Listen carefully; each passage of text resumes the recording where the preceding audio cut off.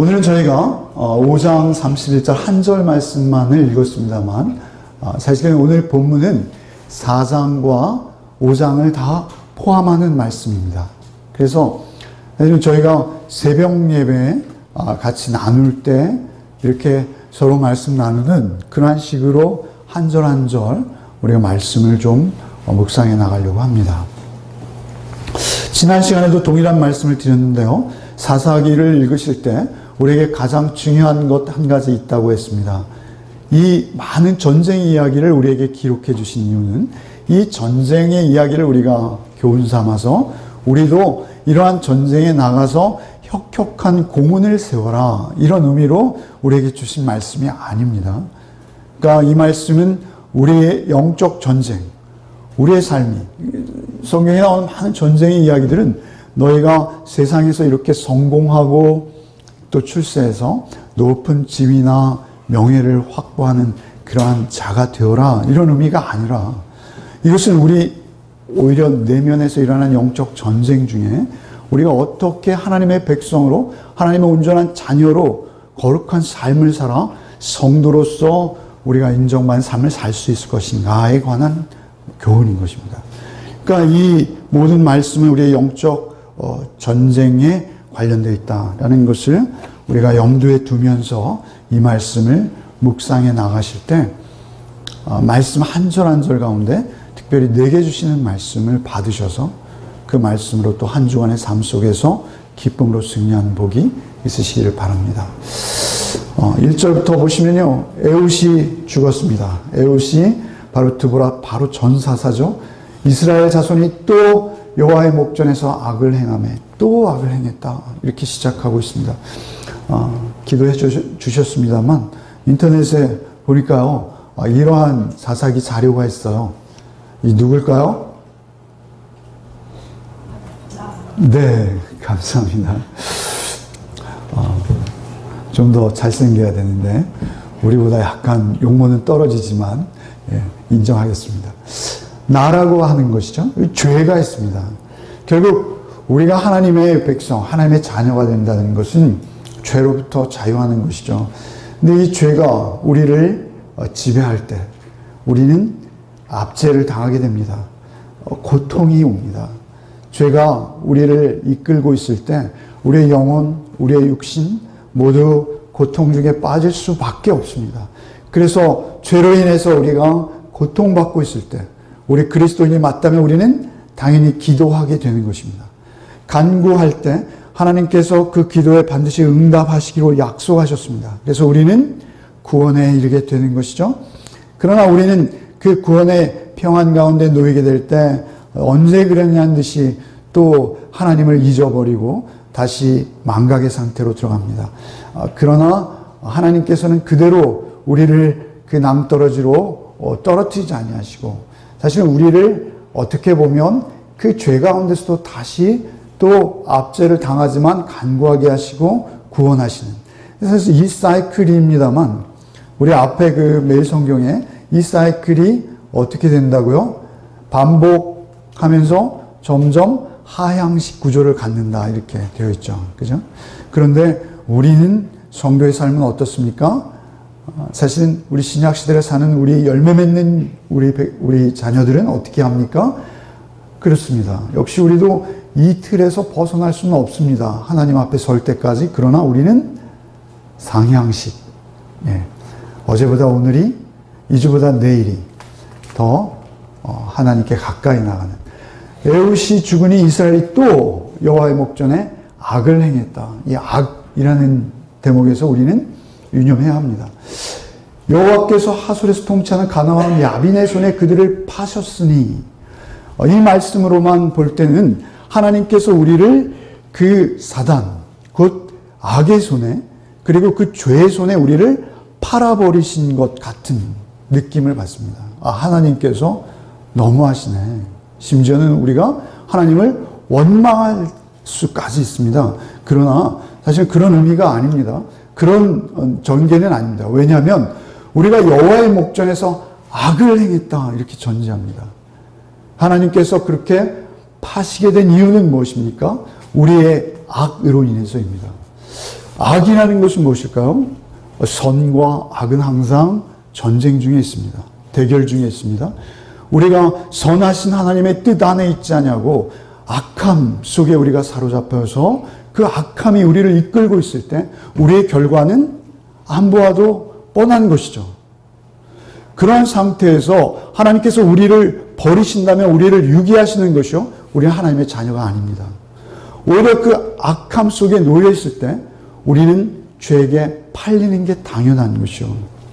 그리고 그 죄가 우리를 통치하게 되었을 때 우리는 고통을 느끼고 하나님께 부르짖도록 되어 있는 것입니다. 우리가 영적으로 살아있고 깨어있다면 당연한 사이클입니다. 그것이 나쁜 것만은 아닙니다. 중요한 것은 우리가 그렇게 죄에 팔려버린 그 상태, 그 군대 장관 하롯의 학고임에 거주하는 시스라요 야베 나온 철병국 900대가 있어 20년 동안 이스라엘 자손을 심히 학대함으로 이스라엘 자손이 여호와께 부르짖었더라. 여러분, 부르짖는 자리로 나아가게 되는 것이죠. 그때 당시의 지도입니다. 그리고 그때 당시의 전쟁 상황입니다. 우리가 읽었습니다만 가나안 족속의 사령부가 하솔이라는 곳에 있다고 성경이 말하죠. 2절에서 그 하솔에 있고 시스라는 철병거 900승을 가지고 이 하롯셋 핫고임이라는 곳에 위치하고 있습니다. 여기는 그 북이스라엘 지역이라고 보이는 것이죠. 갈릴리 바다가 있습니다. 예수께서 오셨을 때 예수께서 주로 이 갈릴리 지역을 무대로 활동하셨습니다. 납달리, 스브론, 이 땅들이 예수님이 가장 많이 그 생애를 보내신 곳입니다. 중요한 것은 이 하솔에서 가나안 왕 야빈이 그 세력을 키웠고요. 그리고 그 세력은 이곳에 거점을 두고 철병거 900승을 확보할 정도로 막강해졌다, 이렇게 말하고 있습니다.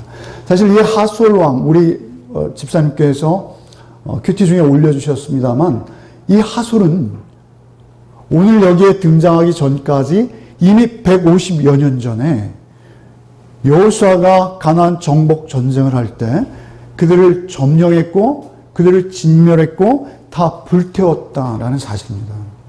그런데 그들이 다시 득세를 할 뿐만 아니라 철병거를 900승이나 가질 정도로 막강해졌습니다. 사실 우리의 영적 싸움에 있어서 우리에게 가장 사실은 우리가 눈치채지 못하고 사실 두려운 부분이 하나 있습니다. 그것은 무엇이냐면 그 영적 전쟁의 대상이 우리의 외부로부터 오는 경우보다는, 그런 경우도 있습니다만, 사실 우리 내부로부터의 적이 더욱 무서운 것입니다. 그리고 우리가 진멸했는 듯 싶었는데 그 내부로부터의 우리의 죄된 모습들이 사실 우리에게 더 위협적이다라는 사실입니다. 그렇게 다시 하솔에서 가나안 야빈이 세력을 얻어가고 있었습니다. 철병거를 저 인터넷에서 찾았습니다. 철병거는 이렇게 생겼다고 해요. 잘 그렸죠? 네. 이 말들은 원래 사람을 보면 피하도록 되어 있습니다. 그런데 이 철병거의 말들은 특별한 훈련을 받는다고 합니다. 그래서 사람을 보면 그 타고 있는 사람의 신호에 의해서 사람을 덮치도록 되어 있다고 합니다. 그래서 사람을 깔고 행진하도록 그렇게 특별히 훈련받은 말들일 뿐만 아니라 그들에게는 이렇게 철갑을 입혀서 쉽게 죽일 수 없다는 것이죠. 그리고 이 철병거 2마리 내지 3마리가 끄는 이 병거 위에는 2인조 내지는 3인조의 병사들이 탑승한다고 합니다. 한 명은 말을 조종하고요, 한 명은 활을 쏘고요, 또 한 명은 창검을 다루는 자가 있다고 합니다. 바퀴에도 보면 무서운 칼날이 나와 있습니다. 사실 우리가 생각하기에는 그저 말이 이끄는 구루마 이 정도로 생각할 수 있겠습니다만, 전쟁에서 철병거의 위력은 상상을 초월한다는 것이죠. 그래서 이 철병거를 확보한 자들이 그 애굽 그리고 바벨론, 이러한 자들이죠. 그래서 사실은 이것은 오늘 현대전에서 탱크와 같은 위력을 갖는 것입니다. 오히려 탱크보다 더 무서운 위력이라고 할 수 있습니다. 그렇게 철병거를 900, 탱크 멋있습니다. 그죠? 그러나 총만 들고 있는 이스라엘, 총도 없습니다. 사실은 사무엘상에 보면 다윗과 요나단 정도만 칼을 들고 있고요. 나머지는 다 농기구들이에요. 그죠? 막대기, 쇠스랑. 그들은 20년 동안이나 압제를 받아왔어요. 군사적인 사기도 없고요. 훈련을 받아본 적도 없고요. 하나 되어서 전술을 구사할 수 있을 만한 그러한 자들이 못 됩니다. 그런데다가 그들은 5장 6절에 보면요. 그들은 그 철병거의 위협에 눌려서 큰 길로 다니지 못해요. 소로로 뒷길로 다닙니다. 우리도 그런 때가 있었습니다. 저희 학교 다닐 때요. 학교 안으로 탱크가 들어온 적이 있습니다. 광화문 뭐 이런 데 탱크 한 두세 대 딱 배치해 놓으면요. 그 광화문에 대낮에 사람이 하나도 안 지나다닙니다. 그런 시대가 있었어요. 압제와 폭압, 폭력, 공포스럽죠. 그래서 큰 길로 다니지도 못하는 그 시대에 그들은 사실 군대라 할 수가 없습니다. 그런가 하면 시스라의 철병거는 훈련에 훈련을 거듭한 용맹한 군사들입니다. 철기로 무장하고 있습니다. 그들은 모든 면에서 사실은 상대가 되지 않는 싸움입니다. 그때 라피도의 아내 여선지자 드보라가 이스라엘의 사사가 되었는데 그는 에브라임 산지 라마 베들사의 드보라의 종려나무에 거주하였고 이스라엘은 그에게 나가 재판을 받더라. 여기 원어에 보면요. 여기 아내하고 여. 그래서 이렇게 4절을 원어 느낌으로 읽으면요. 아내로서 라피도에 속한 여성 선지자. 이런 의미로 다가옵니다. 그러니까 여기서 특별히 강조하는 것은 여성이라는 점을 강조하고 있습니다. 사실 그 드보라에게 이스라엘 자손들이 그에게 나가 재판을 받더라 이렇게 말씀하시죠. 재판은 누구의 몫입니까? 원래 이스라엘의 성중에 재판을 할 수 있는 사람들이 누구입니까? 그들은 장로입니다. 머리가 하얗고 그리고 삶의 경륜을 가지고 이스라엘의 모든 성경을 읽으시면서 계속 접하게 되는 모습은 성중에 재판하는 역할은 장로들의 몫입니다. 더군다나 남자들의 몫입니다. 그때 당시에 여성들의 인권이라는 것은 우리의 상상을 초월하잖아요. 수에 치지도 않았어요, 사실은. 그런 여성이 비참하던 시대에 이스라엘의 모든 사람들이 송사가 생기면 시비를 가릴 일이 있으면 드보라에게 오는 거예요. 왜 그랬을까요? 그 폭압과 압력 속에서 옳은 걸 옳다, 그른 걸 그르다 말할 수 없는 시대였습니다. 모두가 정치적인 이해에 개입되어 있고요. 그리고 자기의 손익계산에 다 묶여 있고요.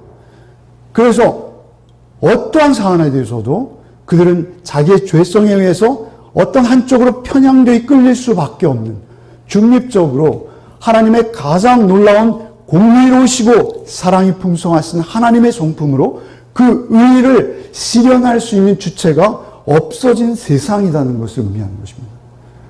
아무도 누구의 시비를 가릴 수 있는 사람도 옳은 이야기를 할 수 있는 사람도 없어져 버린 시대입니다. 그런데 이 여성 그리고 여선지자였던 드보라는 옳은 걸 옳다, 틀린 건 틀리다라고 말할 수 있었던 거예요. 그래서 이스라엘 사람들이 이스라엘 자손이 그에게 나가 재판을 받더라.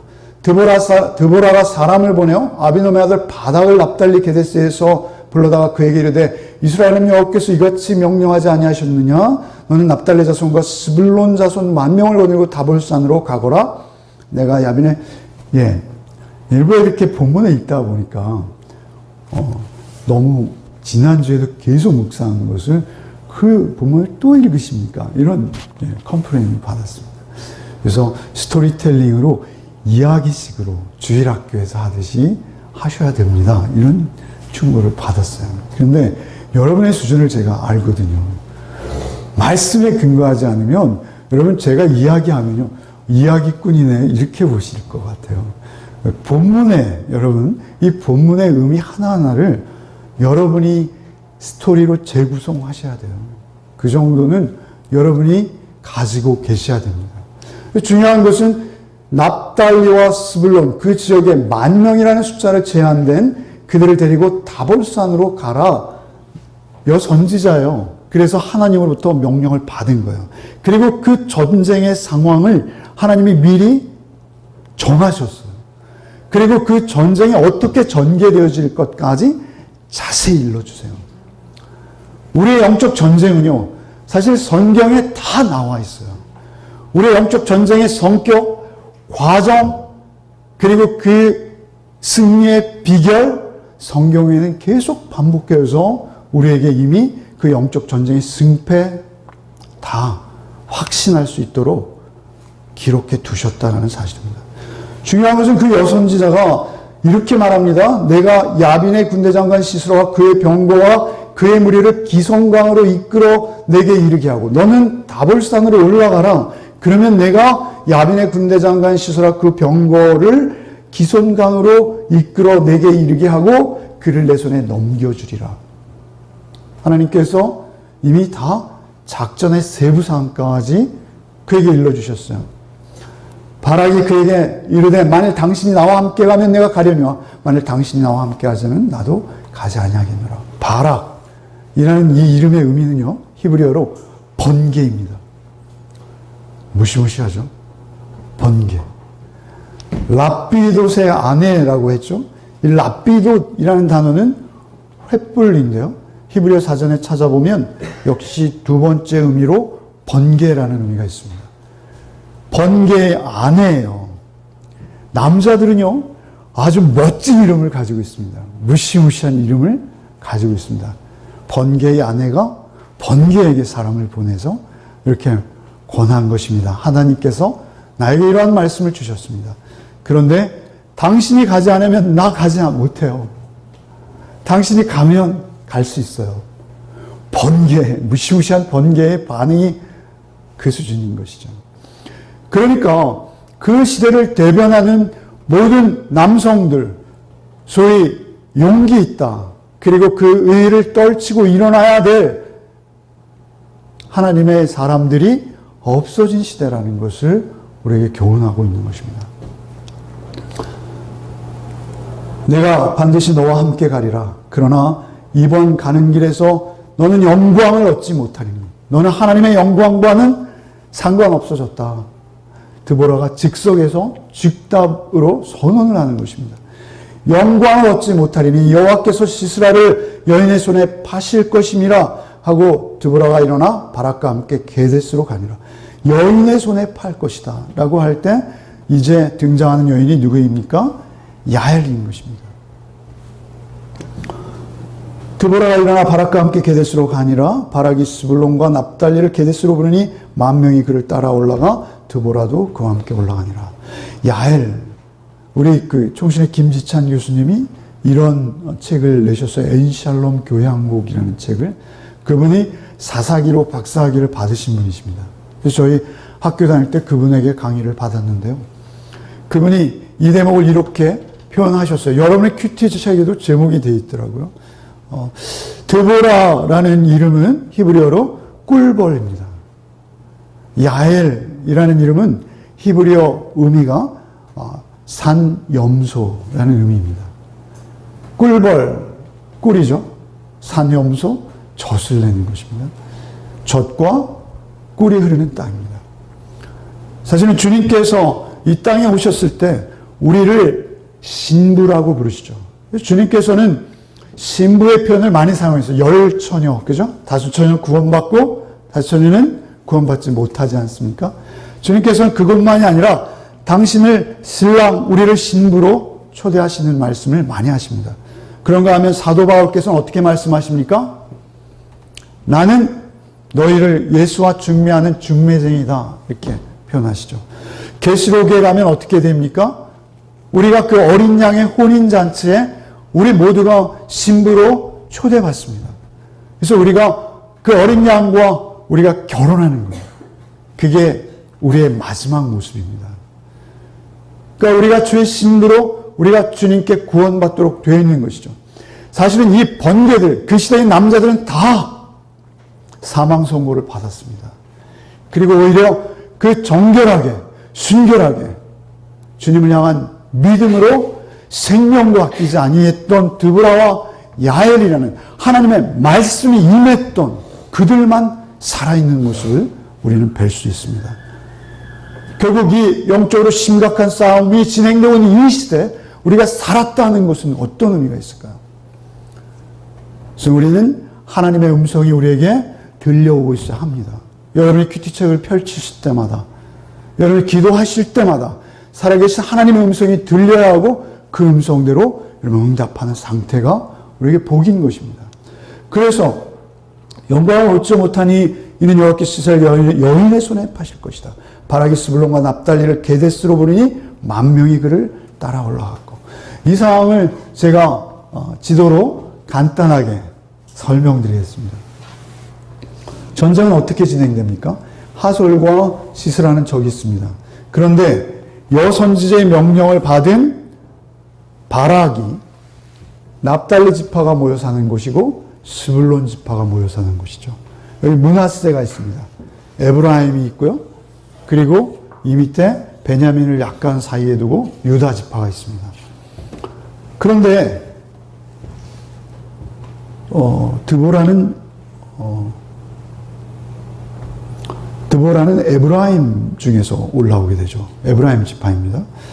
그리고 바락은 납달리 지파죠. 그 바락이 결국 드보라의 말을 쫓아서 이 납달리 지파와 스불론 지파를 이곳에서부터 모아서, 이곳으로부터 나오죠. 나와서 이 다볼산으로 모입니다. 다볼산. 그리고 이 다볼산에 그들이 모였다는 소식을 접한 시스라가 병거 900승을 끌고 기손강을 따라서 이스라엘 평지로 내려옵니다. 이스라엘 평지에 시스라의 900승이 진을 쳤고요. 그리고 다볼산에 이스라엘 사람들이 모여 있어요. 성지순례를 다녀오신 분들이 말하는데요. 이스라엘 평지는 아주 평평한 넓은, 사실은 여기에 바로 우리가 잘 아는 무깃도가 있습니다.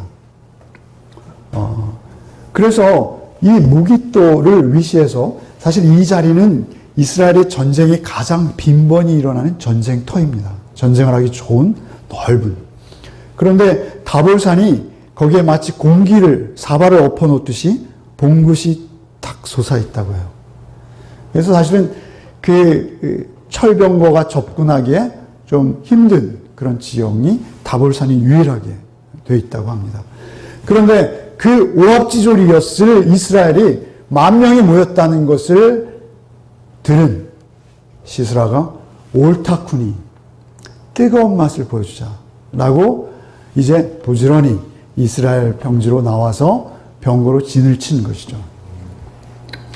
그리고 나서 전쟁은 이곳에서 벌어집니다.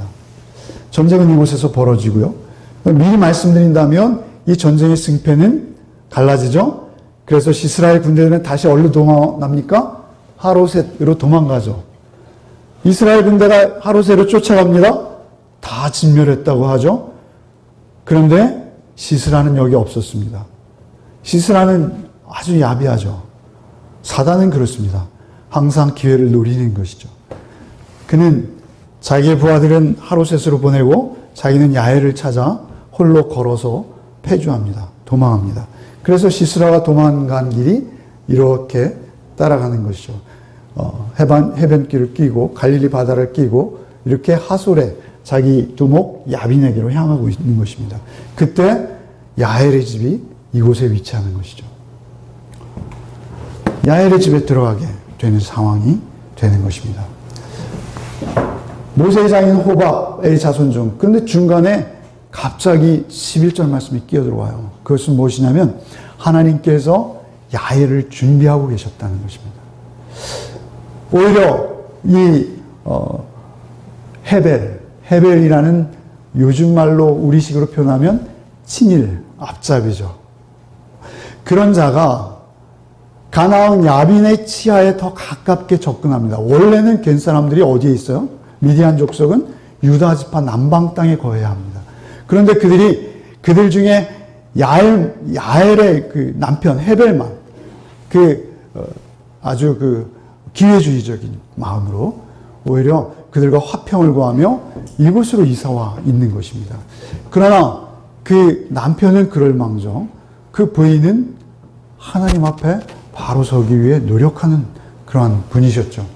그 모세의 장인 호밥의 자손 중 겐사람 헤벨이 떠나 게데스 가까운 사하나님 상수리 나무 곁에 이르러 장막을 치고 그곳에서 좀 더 안락하고 좀 더 편한 삶을 살기 위해 자기 민족을 떠나 있다라는 말이 갑자기 등장합니다. 하나님을 준비시키시는 것입니다. 그리고 12절부터 아비노함의 아들 바락이 다볼산에 오른 것을 사람들이 시스라에게 알림해 시스라가 모든 병. 그러니까 똑같이 반복돼요. 하나님께서 말씀하신 그대로 실제 상황이 전개되는 것이죠. 실제 상황이 전개될 때 13절에 시스라가 모든 병거고 철병거 900대와 자기와 함께 있는 모든 백성을 하루셋 기손강으로 모은 상태. 그죠? 기손강은 우리가 잘 알고 있듯이 와디입니다. 그래서 평상시에는 아주 시냇물처럼 졸졸 흐르는 정도. 아니 오히려 말라버리기도 한다고 합니다. 그러나 우기가 오면 그것은 급류로 변한답니다. 가나안 지역의 특성입니다. 그러나 그곳은 지금 비가 오는 철이 아니었기에 그는 기손강으로 모였겠죠. 그 기손강으로 모이고 전쟁은 사실 말이죠. 너무 싱겁게 끝나요.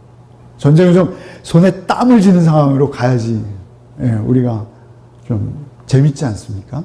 그런데 그런 모든 상황이 없고요.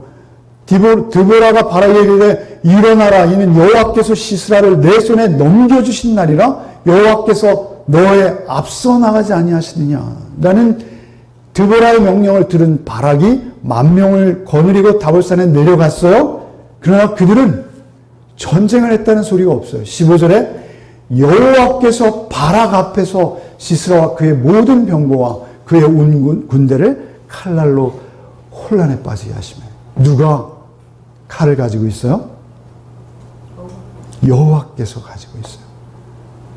그들은 뭘 가지고 있어요? 농기구밖에 없다니까요. 사울, 요나단밖에 칼이 없었어요.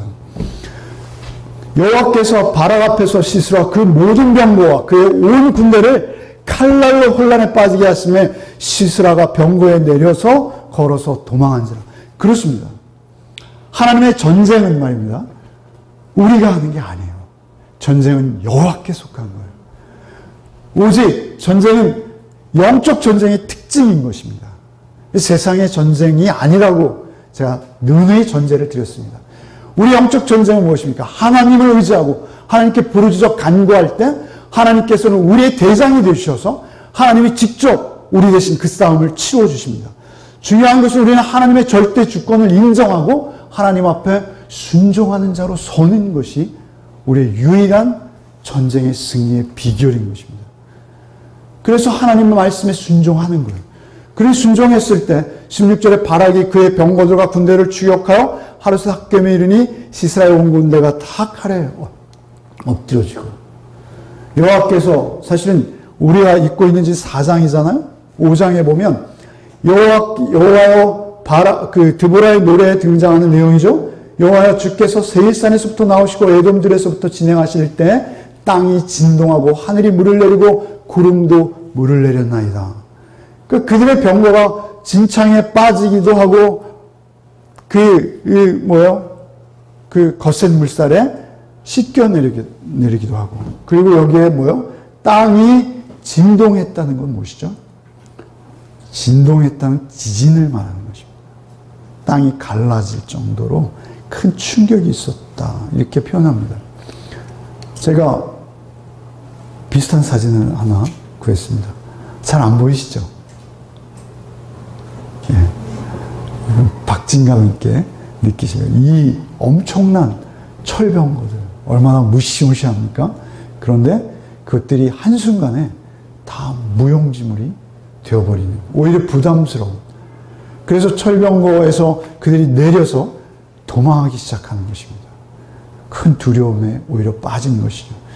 두려워했던 자들은 이스라엘이었지만 이제 하나님의 개입하심으로 그들은 도주병이 되고 이스라엘은 그들을 사기충천하여 쫓아가는. 17절에 시스라가 걸어서 도망하는데 겐사람 헤벨의 아내 장막에 들어갑니다. 그런데 이 야엘이라는 여인은 그 남편은 그 가나안 왕과 정치적 타협을 했죠. 그래서 여기서 화평하다는 것은요, 그냥 전쟁이 없는 상태가 아니라요, 그들과 특별한 관계라는 것입니다. 그래서 그 시스라가 그 집에 안심하고 들어가는 거예요. 그 전에 내왕이 있었다는 거예요. 도주하고 홀로 단신이 되어서 적장으로서 큰 두려움에 빠져 있었을 텐데 그 야엘의 장막은 친숙한 거예요. 들어가서 물을 청하죠. 야엘은 아주 지혜로운 여인입니다. 그래서 그에게 우유를 주고요. 그리고 그리고 그 시스라를 죽이는 것이죠. 사실은 그 사진을 좀 더 사실적으로, 제가 화가 나면 더 사실적으로 묘사했을 것 같습니다. 야엘이 그가 그 우유를 받아 마시고 잠드는 사이에 야엘이 너무 씩씩하게 그려졌어요. 어떤 분이 이런 얘기 하시더라고요. 남자들 낚시다 하잖아요, 낚시. 그죠? 낚시하시면 자기 낚시를 절대 못한대요. 왜 못하냐면, 낚시하면, 낚시의 그 묘미는, 고기가 탁 물으면 바로 떨잖아요. 올커니 이제 잡는 거죠. 근데 그분은 그게 바로 떨면, 고기가 너무 불쌍하대요. 그래서 그게 너무 느낌이 싫어서 자기 낚시 절대 안 한대요. 한번 팔을 깜짝 놀랐다는 거예요. 사실 야엘이 여기에 이렇게 씩씩하게 나왔습니다만 여성입니다. 그가 이 일을 감당하는 게 얼마나 힘들었겠어요. 사실은 이 살적, 이 누워서 자는 이 관자놀이에 그때 당시에 천막을 치는 일은 여인들의 몫이었답니다. 그래서 사실은 천막의 나무 조각이죠. 조그만 나무 조각. 그런데 그 조그만 나무 조각에 철병거 900승을 다스리는 적장의 우두머리, 그 무시무시한 그 우두머리가 그 천막 박는 나무 조각에 숨을 거두는 것입니다. 하나님의 역사가 있을 때는 우리의 의외성이 있고요. 우리의 상상을 초월하는 것입니다. 하나님께서 그 연약한 야엘의 손을 이용하셔서 그를 죽이는 것입니다. 그래서 그 낚시 이야기를 드렸습니다만 사실은 우리가 그렇게 유쾌하지 않아 이 장면을 보면서 너무 악하다 이런 생각이 들 수가 있어요. 왜 이렇게 설정을 하셨을까요? 사실 이 안에서 우리가 복음을 이해한 자라면 우리가 죄와 싸우는데 우리의 단호함이라고 해야 될까요? 우리의 결연함이라고 해야 할까요? 참아할 수 없고 끔찍한 것이지만 사실은 그것이 나의 생명과 하나님의 영광과 그리고 하나님의 백성, 하나님의 자녀로서의 나의 삶을 살아내는 몫에 관련된 중요한 순간이라면 우리는 치러야 될 대가를 치러야 한다는 것입니다. 우리 주님께서 오셔서 뭐라 하시죠? 간음하지 말라 하였으나 난 너희에게 이르노니 너희 눈이 너희를 범죄하면 너희 눈을 빼어버리고 너희 오른손이 범죄하기는 오른손을 찍어버리라. 그리고 너희가 천국에 가는 것이 낫지 않느냐. 이것은 우리의 눈을 진짜 빼어버리고 손을 찍어버리라는 말씀이 아니라고 그랬죠. 죄 앞에서 우리의 단호함을 말씀하시는 것입니다. 죄 앞에서 우리의 결연함을 말씀하시는 것입니다. 사실 우리가 그 나선형 구조가 하향이 아니라 상향으로 올라간다는 건 무엇입니까? 우리가 쓰러질 때 쓰러지더라도 그 죄 앞에서 이런 야엘의 결연함이 여러분에게 있으십니까? 죄와 피 흘리기까지 싸우시는 모습이 사실은 우리에게 있어야 합니다. 세상과 말이에요. 우리는 너무 나약해요. 우리는 사실 이 갸날폈던 야엘을 보고 끔찍해라고 눈을 가릴 수는 있겠지만 우리가 정말 죄와 맞닥뜨렸을 때 사실은 우리가 그보다 더한 일도 우리는 피 흘리기까지 나의 수족을 끊어내는 희생이 따른다 하더라도 우리는 그 죄와 결연히 싸워야 되는 주님의 군사라는 사실입니다. 우리 안에 시퍼렇게 살아 숨쉬는 시스라가 있을 때 우리는 그 시스라를 보고도 우리가 그것을 귀히 여긴다거나 오히려 그 앞에 야엘의 남편 헤벨이나 또는 숨죽여 떨고 있는 이스라엘 남정네들과 같이 이름만 성도라는 바락이라는 이름을 가진 채 그 앞에 무릎 꿇어버린다면 우리는 결코 드보라, 젖과 꿀이 흐르는 그 하나님의 가나안 복지에서의 삶은 우리에게 없다라는 사실입니다. 가나안 땅은요, 척박합니다, 사실. 젖과 꿀이 흐르지 않습니다. 그런데 왜 그곳을 젖과 꿀이 흐르는 땅이라고 성경 전체는 누누이 반복하실까요? 그것은 오직 그곳에 하나님의 통치와 다스림이 있기 때문에 그렇습니다. 우리의 환경과 조건을 이야기하는 것이 아니라 우리가 살아계신 하나님이 우리 안에 함께 하시고 있을 때 그때 우리가 평안한 것입니다. 그리고 그 전쟁에서 우리가 오히려 그렇게 끊어내고 잘라내는 우리의 결연함이 있을 때 우리의 삶에 거룩이 나타나고 성도로서의 변화된 삶의 모습과 열매가 나타나고 그것을 통해서 세상 사람들은 교회와 성도를 다시 보기 시작할 것입니다. 우리에게는 사실은 너무나 죄에 대한 경계심, 경각심, 결연함이 부족합니다. 이 시대를 사는 우리의 모습이요.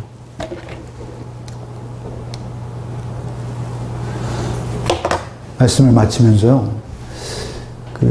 4장 우리가 보았습니다만 4장 31절은 4장 23절 24절은 무엇입니까? 이와 같이 이날에 하나님이 가나안 왕 야빈을 이스라엘 자손 앞에 굴복하게 하신지라 이스라엘 자손의 손이 가나안 왕 야빈을 점점 더 눌러서 마침내 가나안 왕 야빈을 진멸하였더라. 점점 더 눌러가는 것이죠. 왜요? 죄 앞에 결연했던 그들의 모습. 그들의 모습이 열매로 맺히는 것입니다. 그래서 그 땅의 진정 하나님의 통치와 다스리심, 하나님의 영광이 그곳에 드러나는 일이 그들에게 생기는 것이죠. 그런가 하면 그 말씀 중에 우리가 4장 말씀 묵상했어요. 5장의 몇 구절만 보고 말씀 마치려 합니다. 5장에 보면요. 특별히 4장은 역사의 사실의 기록이고요. 5장 7절에 보시면 이스라엘에는 마을 사람들이 그쳤나니 나 드보라가 일어나 이스라엘의 어머니가 되기까지 그쳤도다 라고 할 때 이스라엘의 어머니라는 표현이 등장해요. 드보라는 이스라엘의 어미가 돼요. 어머니가 되는 것이죠. 마을 사람들이 그쳤다는 것은 뭐죠? 출입이 그쳤어요. 대로에 사람들이 없어졌어요. 다 오솔길로 들어가고요. 기디온은 어떻게 합니까? 포도주 틀에서 밀 타작하는 거죠. 다 그렇게 숨어들었어요. 사람들이 아무도 나서지 못합니다. 그럴 때 이스라엘의 드보라만이 이스라엘의 어머니가 되어서 하나님의 의로우심을 나타내고 하나님의 사랑으로 그들을 품을 수 있는 자리에 서 있는 것입니다. 그런가 하면 놀라운 것은 성경은 너무 치밀한 것 같아요. 여기에 시스라의 어머니가 똑같은 표현법으로 등장하고 있습니다. 동일한 표현법으로 5장 28절을 보시면 시스라의 어머니가 창문을 통하여 바라보며 시스라의 어머니도 역시 어머니로 등장하고 있습니다. 세상에는 두 어머니가 있습니다. 그 시스라의 어머니가 창문을 통하여 바라보며 창살을 통하여 부르짖기를 그 병거가 어찌하여 더디 오는가. 아들이 전쟁에 나갔는데 빨리 와야 되는 거예요. 얼마나 마음 졸이겠어요. 부르짖는 거예요. 부르짖기를. 그러나 공허한 부르짖음입니다. 부르짖기를 그의 병거가 어찌하여 더디 오는가. 그의 병거들의 걸음이 어찌하여 늦어지는가. 그의 지혜로운 시녀들이 대답하였고 지혜로운 시녀들 세상 지혜죠. 그런데 그 시녀들은 뭐예요? 사실은 몸종이 아니고요. 그 전쟁에 참여한 장군들의 부인들입니다. 지배계층입니다. 그 세상의 지배 논리에 함께 득세하고 있는 자들입니다. 사실. 그래서 그 시녀들이 대답하였고 그도 스스로 또 대답하기를 그들이 어찌 노량물을 얻지 못할수라 그것을 나누지 못할수라 사람마다 한두 처녀를 얻었으리로다. 사실은 그들이 그냥 전쟁에서 이스라엘 적군을 죽이는 것으로 끝나는 것이 아니라 전쟁에서 승리한 자들은 반드시 노량물을 확보하는 것이 과정입니다. 노량물은 어떻게 확보됩니까? 그 인근의 도시들을 휩쓰는 것입니다. 그들의 처와 그들의 아리따운 자녀들, 그 자녀들을 마을 궁둥이에 벌거벗겨 묶고 오는 것이 그들의 순서입니다. 그래서 시스라는 채색 옷을 노력하였으니 그것을 수놓은 채색 옷이로다. 양쪽에 수놓은 채색 옷을 노력한 자의 목에 꾸미리로다. 그 채색 옷을 벗겨 자기의 목에 두르고, 그리고 그 처녀들을 한 명, 아니 2명씩이나 붙들어 올 것이다. 잔인하지 않습니까? 어떠한 자비도 긍휼도 없습니다. 그런데 여기서 처녀는 말이죠, 특별한 단어예요. 라함이라는 단어예요. 여성의 한 신체 부위를 지칭하는 거예요. 자궁을 말하는 거예요. 그런데 그 사람이라는 단어도요, 여기서 사람마다 한두 처녀를 얻었어요. 사람이라는 단어도 성경의 사람은 이시라는 단어나 아담이라는 단어로 표현됩니다. 성경의 히브리어로 사람이라는 단어가 나오면 이시 아니면 아담, 둘 중에 한 단어예요. 여기 특별한 단어가, 여기에서만 사용된 단어가 있어요. 그 단어는 깨베르라는 단어예요. 깨베르. 사람이라는 단어, 깨베르라는 단어가 등장했는데, 이 깨베르라는 단어는 힘이 절정인 남자, 이런 의미예요. 힘이 절정이라는 건 뭐예요? 정욕이 절정인 남자를 지칭하는 거예요. 그러니까 시스라의 어미는 뭐라고 해요? 우리 자녀들이 힘이 넘치기에 그 여성들의 한 신체 부위를 비화해서 그 여성들 한두 개를 얻어서 지금 돌아오고 있을 거야. 그들의 옷을 벗겨 목에 두르고 오고 있을 거야. 세상에는 두 어미가 존재하는 것입니다. 우리 아이들을 어떻게 양육하고 있습니까? 사실 이렇게 힘 있는 자, 빼앗는 자를 우리는 양육하는 데만 우리가 연연하고 있는 거 아닙니까? 사실 오히려 빼앗기는 자가 되어도 하나님의 의로우심과 하나님의 사랑의 통치 안에 있는 주의 자녀로 양육하시는 복이 있으시기 바랍니다. 우리에게 있어서 그 시스라의 어머니가 될 것인지 이스라엘의 어머니가 될 것인지도 이 안에는 교훈을 담고 있는 것입니다. 그렇게 오고 있을 때 그들이 이렇게 지금 바라고 있지만 이미 야엘은 어떻게 됐어요? 시스라는 어떻게 되었어요? 살적이 뚫려 싸늘하게 식어 있습니다. 31절 말씀 한번 같이 읽어보죠. 한번 읽어보겠습니다. 여호와여, 주의 원수들은 다 이같이 망하게 하시고 주를 사랑하는 자들은 해가 힘있게 도둑맞게 하시옵소서 하니라. 그 땅이 40년 동안 평온하였더라. 제가 너무나 딱딱한 설교를 듣느라 고생하신 여러분들에게 어떻게든 현실감 있게 좀 말씀을 전해보고자 이런 사진. 해가 힘있게 도둑같이. 비웃으시는 거예요? 네. 참. 야. 여러분, 해가 돋을 때 사람이 그거 눌러서 너 좀 기다려. 이렇게 할 수 있습니까? 절대 없습니다. 어느샌가 해는 휘영청 떠오르고요. 세상은 환해지는 것이죠.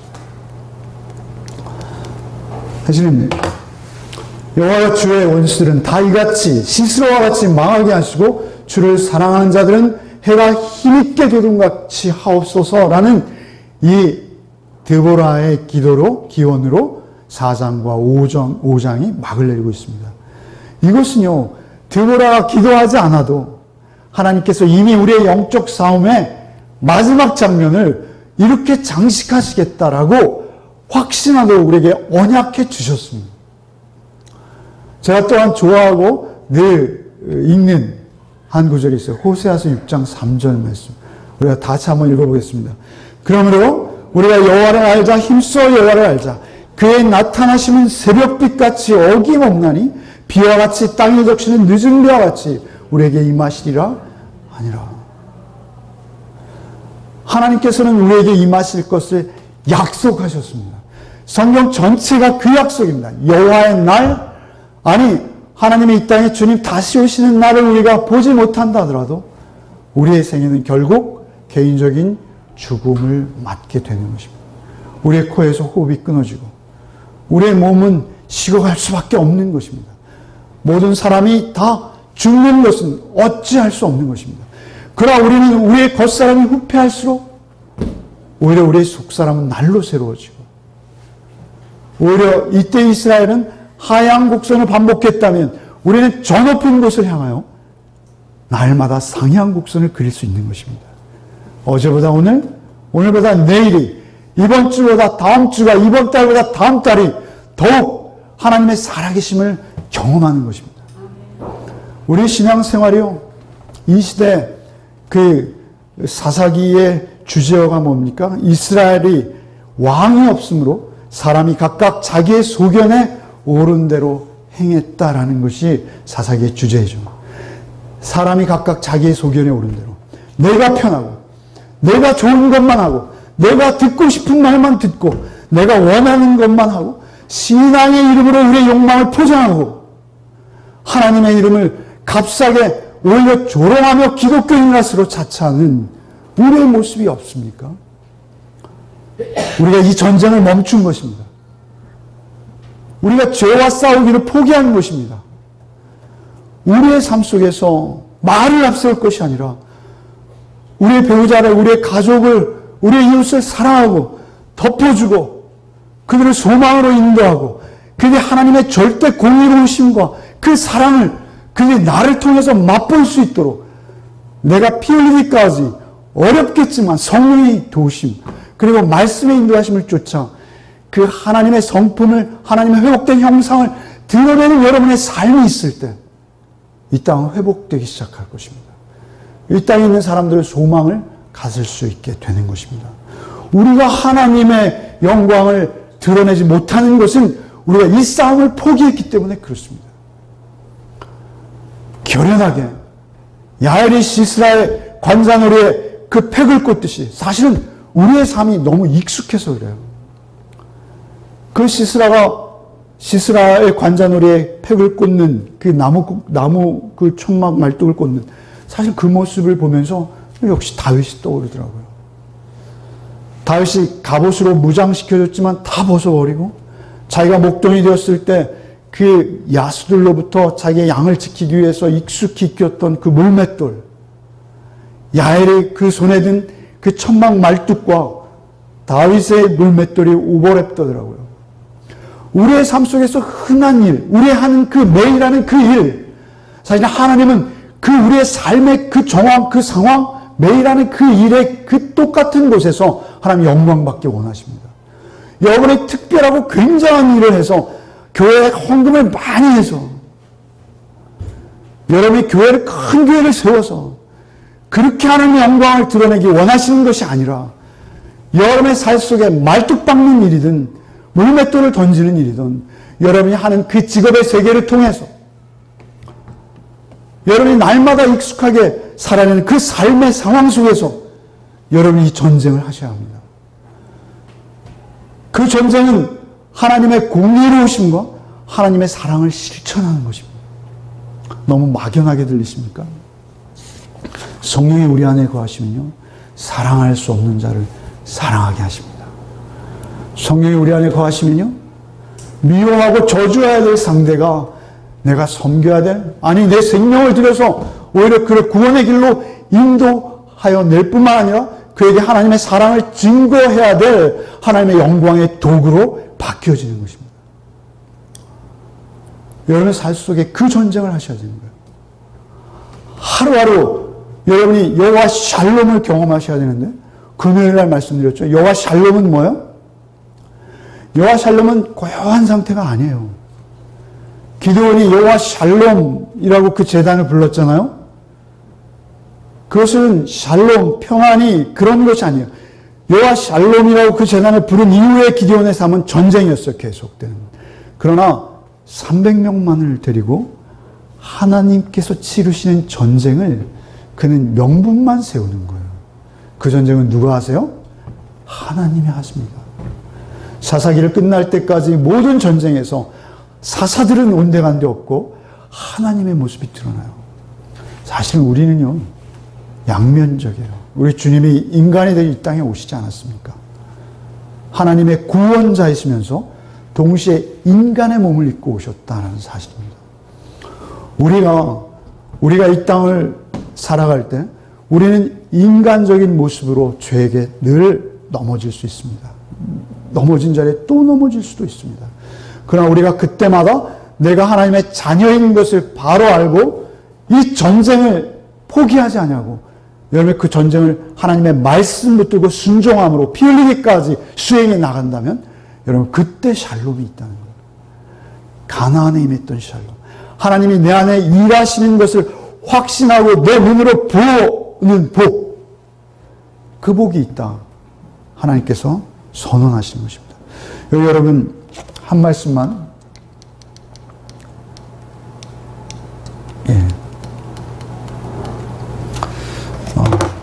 한 말씀만 읽고 마치겠습니다. 24절, 5장 24절 한번 읽겠습니다. 5장 24절을 한번 읽겠습니다. 겐 사람 헤벨의 아내 야엘은 다른 여인들보다 복을 받을 것이니 장막에 있는 여인들보다 더욱 복을 받을 것이다. 이 복이라는 단어가 2번 등장합니다만 이것은 시예요. 그래서 이 복이라는 단어가 여러 곳에서 여러 다른 단어들로 표현되고 있어요. 그런데 여기서는 역시 제가 늘 강조하는 바라크라는 단어로 표현되고 있어요. 그래서 이 문장 자체는 바라크로 시작해서 바라크로 끝나고 있어요. 바라크라는 단어를 우리가 사전에서 찾아보면 그 뜻이 무엇입니까? 4가지로 등장해요. 또 한번 다시 확인하며 제가 그 바라크라는 사전을 찾았는데요. 첫 번째 바라크라는 단어의 히브리 사전의 첫 번째 의미는 무릎 꿇다라는 의미예요. 무릎 꿇다. 무릎을 꿇는다는 건 무엇이죠? 절대 순종을 의미하는 것입니다. 우리의 복은 무엇입니까? 내 주장과 내 이해타산과 내가 그 전쟁을 멈추고 싶을 때, 내가 너무 두려워서, 내가 무서워서, 내게 손해가 되는 것이 싫어서 그 전쟁을 포기하려 할 때 우리가 하나님 앞에 무릎 꿇고 순종하는 자로 그 자리로 나가는 것이 복인 것입니다.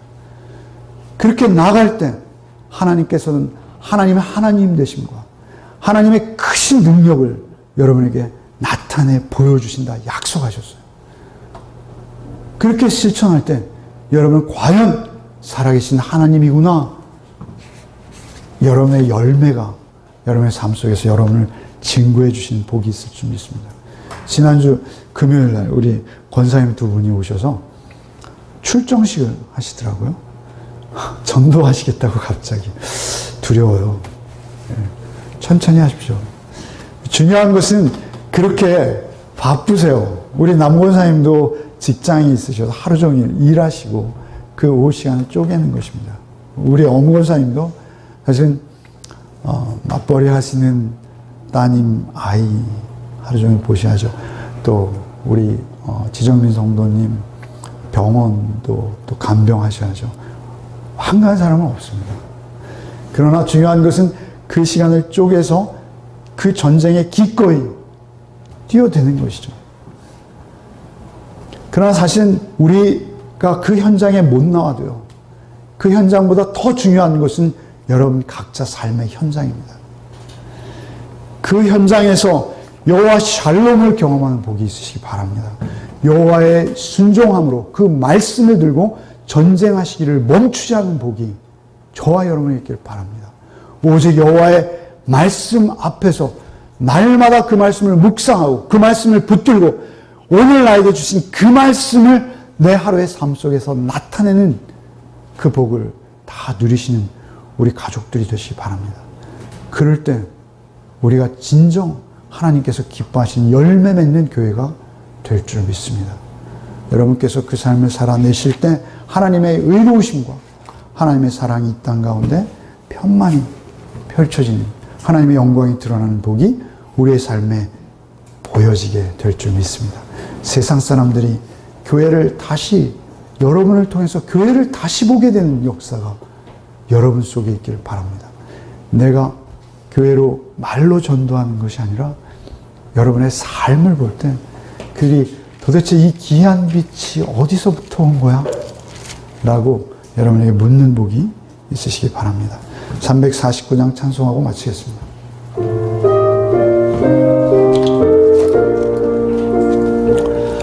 나는 예수 따라가는 십자가 군사라. 주름 증언하기를 왜 주저하리요. 다른 군사 빌리며 나가서 싸울 때 나 혼자 편히 앉아서 바라만 보리라.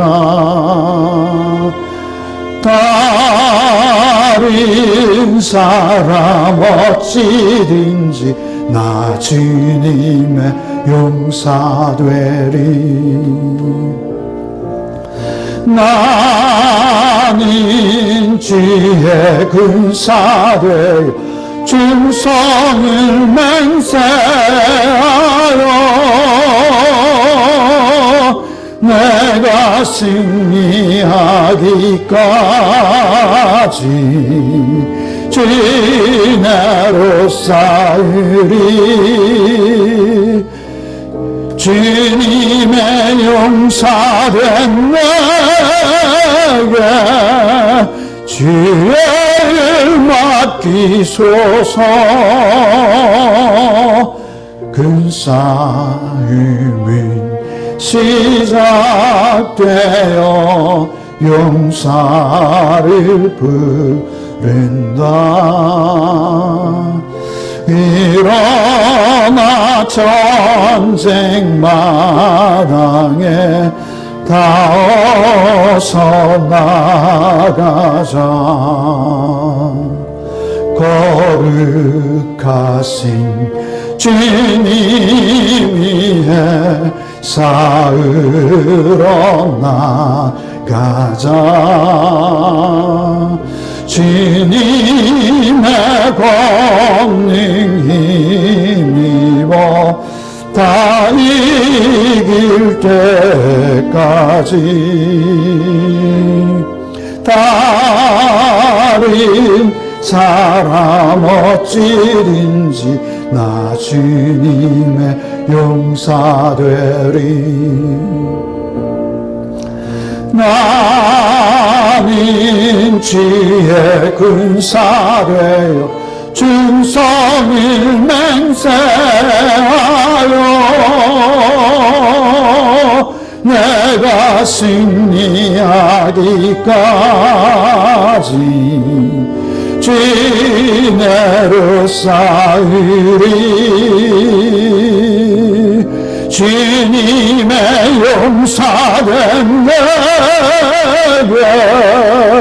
주를 맡기소서. 그 승리의 영광 위에 싸워야 하리라.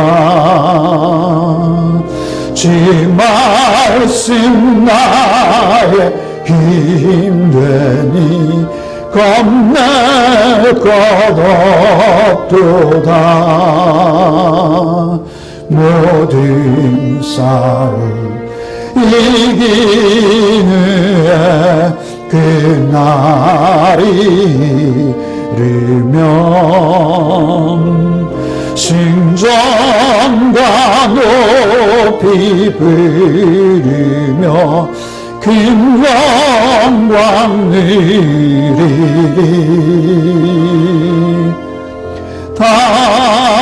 다른 사람 어찌든지 나 주님의 용사되리. 나는 주의 군사되어 충성을 맹세하여 내가 승리하기까지 주내로 싸우리. 주님의 범사된 내가 죄를 맡기소서. 하나님, 이 시대가, 이 세상이 우리 앞에 시스라의 철병거와 같이 버티고 있습니다. 하나님, 하오나 주님께서 우리의 대장 되시니 하나님, 주께 순종하며 주의 말씀 따라 살겠습니다. 하나님, 그때 우리의 승리를 내가 내 힘과 능으로 싸워 이기는 것이 아니라 주께서 우리의 대장 되셔서 싸워 승리케 하시겠다 하신 언약의 말씀을 믿고 우리가 그 전쟁터에 나가오니 주님, 한 주간의 삶 속에서도 우리와 함께하여 주옵소서. 말을 앞세우지 아니하며 오히려 저들을 품고 저들을 덮고 저들을 세워주며 저들을 섬기되 우리가 피 흘리기까지 싸우며 저들을 섬기는 복이 우리에게 있게 하여 주셔서 그 복받은 자답게 하나님의 일하심을 우리의 목전에서 확인하는, 하나님의 살아계심을 경험하는 복이 우리에게 있게 하여 주옵소서. 예수 그리스도의 이름으로 기도하옵나이다. 아멘. 이제는 우리 구주 예수 그리스도의 은혜와 하나님 아버지의 크고도 그 기이하시며 놀라우신 사랑과 성령의 교통감화 충만케 하시는 은총이 그리스도의 군사되어 이제 시스라의 철병거가 앞에 있더라도 겁내거나 두려워하지 아니하고 손해를 걱정하지 아니하고 주의 살아계심과 주의 영광을 위해 피 흘리기까지 싸우기를 결단하며 세상으로 나가는 우리 가족들 위해 이제부터 영원토록 함께 계시기를 축원하옵나이다.